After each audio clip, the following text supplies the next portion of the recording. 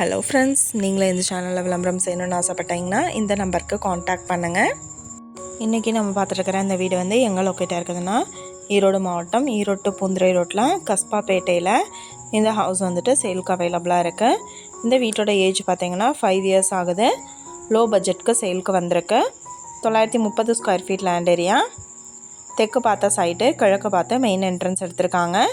வீட்டை சுற்றியும் செக்யூர்டாக compound wall அவைலபிளாக இருக்குது.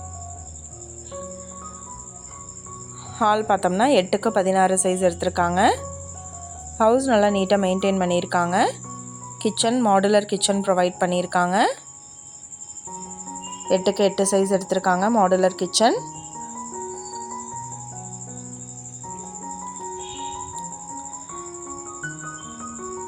பூஜா ரூம் செப்பரேட்டாக அவைலபிளாக இருக்கு.